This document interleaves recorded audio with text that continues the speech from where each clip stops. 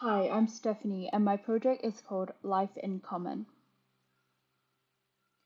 Today, we are all collectively living in a critical transition period, as our cities are standing at crossroads, faced with different transition pathways. Will our cities become incubators for solidarity, mutual aid, and sharing, or mechanisms of divide, inequality, and ecological decline? Amidst this critical moment, we are propelled to imagine and project alternative futures of how our cities need to be radically remade. One of these lenses we could use is through the lens of urban commoning, seen through the collective appropriation of space to social movements or mundane initiatives of everyday solidarity. These are all expanding narratives offering us hopeful glimpses of the potentials of this alternative world. My project, Life in Common, is projected through 5 distinct phases across 50 years, in which we can see how a currently derelict corner of the city has the potential to blossom as a key transitory space, an active frontier, if it was to be incrementally reclaimed and reappropriated by local actors. Building upon the existing conditions of village with real characters, networks, and needs, my project becomes the medium to reconstruct the narrative that is necessary to make the potential future a reality. The place I am going to take you today is in Woolwich, located in southeast London, where once was thriving with self-thumping vitality, being at the forefront of the cooperative movement, home to the first and the largest cooperative in England. It is now felt by its inhabitants as being merely a passive site of capital extraction. The history of commoning and cooperation is written in the very fabric of Woolwich's history, as it was through these self-help networks where people could ensure their collective resilience through extreme and social and economic deprivation. Common land in Woolwich was enclosed into sites of capital accumulation in the 18th century.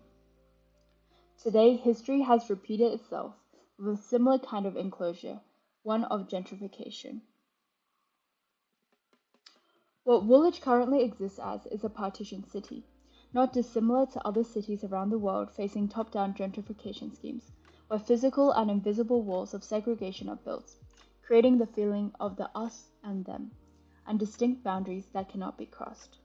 An echo of collective struggle and a desperate plead for participatory practices with the council has resonated across many local agents in Woolwich, where they have built their networks of resilience, all at risk of being destroyed if they are evicted out of their spaces. In response to the crisis, the self-organized activist group Speak Out Woolwich was formed, which through forms of protest, they exercise their collective right to the city. What the people of Woolwich have planted is the seeds of this alternative world. These key agents and sites are scattered all across the city, all connected to producing the shared atmosphere of mutual aid in Woolwich. From the artist in Set Woolwich, a meanwhile occupation of an existing office building, appropriated into artist studios, to the community-led bottom-up Art Fix Cafe. To the intimate atmospheres in the Vietnamese nail salon, where barriers of language are transgressed. Commoning occurs in different scales across the city, and it is through these interactions where the seeds of commoning are being planted.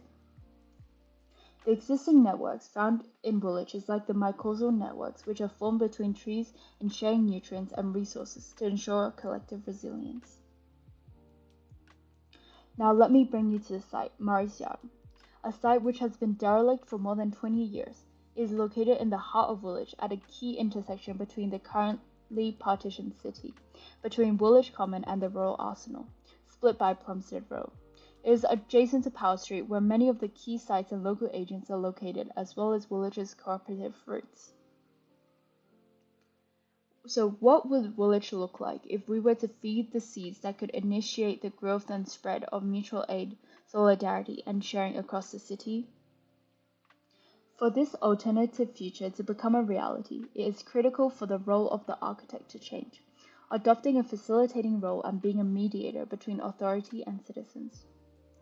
To imagine the changing roles and relations, the support and info strategy has been selected as the holistic approach to facilitate bottom-up decision-making over the production of space. Although Le Corbusier and John Haberken may have invented this idea, but what it really took was the squatters and Trots-David in their self-determination and in constructing their own infos to realize this idea.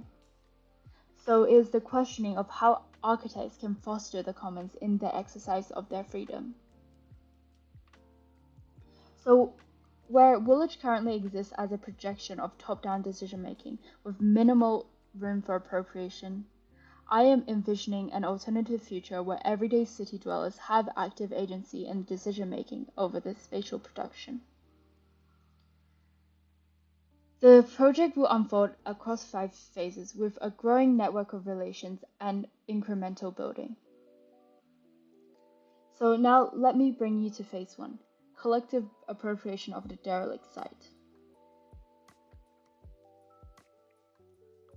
A group of artists who were slowly being evicted from Set Village saw the opportunity on the derelict site and decided to self-organize to transform the existing buildings into workshop and studio spaces.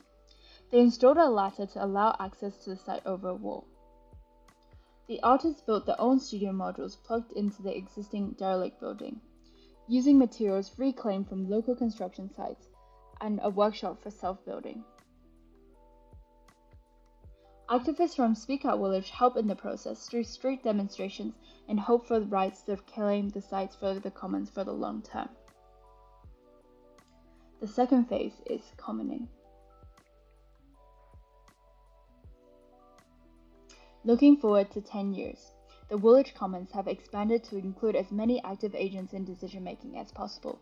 As a result, the commoning core has been built to facilitate collective non-hierarchical decision-making over what is built on the site. The council, after seeing the positive changes of the site's transformation and the involvement of the community, met with the village commons to discuss how they can be involved in future decision-making over the wider city. An architect was also appointed by the council to work alongside the commons to facilitate some of their works. The entrance to the site connecting Power Street is now revitalized, where once was an empty alley closed off and littered with rubbish, is now being actively reclaimed by the community. Moreover, now out of need and now with permit, the village commons continue to appropriate the existing McBean Center, reimagining the existing concrete and brick structures as support with added module infills for housing and communal living. Working in participatory with the architect in the design process, each residential module is designed specifically to the needs of each household, embracing customization and co-living. A couple living in the duplex module have customized their space to their needs. Now with a growing child, they are considering extending their home, which can be made possible with flexible dry assembly construction. They have made negotiations with their neighbors and discussions with the architect to realize that plan. The rooftop has now been adapted as a communal garden where residents can take initiative in growing and where they can locally harvest and share the produce in the communal kitchen. Phase 3, the language of urban commoning. Moving forward to 20 years, after the council approved the use of the other side of the site, the architect and the urban commons worked together to design and create structures that ensures its sustainability. They worked together to create the Forest of Solidarity, inspired by the mycorrhizal networks in the forest system, with the mother tree and a series of support structures designed to be self-built and for disassembly. The mother tree is designed as a hydroponic system where rainwater and solar is collected and distributed to the support structures using an underground circular water network. Habitats for local species are also built to progressively rewild village. Moreover, a catalogue of support structures was developed with a construction language to embrace mutual aid in building and appropriation. The community is engaged in the self-building phase as a simple construction technique made it accessible for anyone. The collective building process gave a big sense of agency and pride to community as they appropriated the support structures. Phase 4. How can we imagine the city as re-enchanted by practices of urban commoning? The collective work and energies across the 30 years have produced a common ground, actively taken care of by village commons.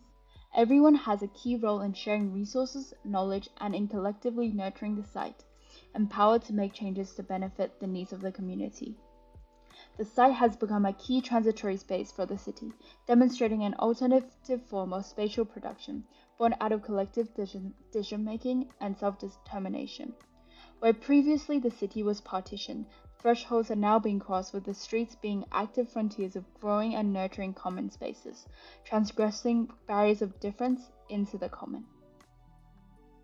Life in common is not a story of a group of people living free of friction, but it is a story about navigating through those differences and the thresholds for the pursuit of a more humane and egalitarian city that makes room for new meanings, new dreams, new collective experiences to grow, and more importantly, to blossom.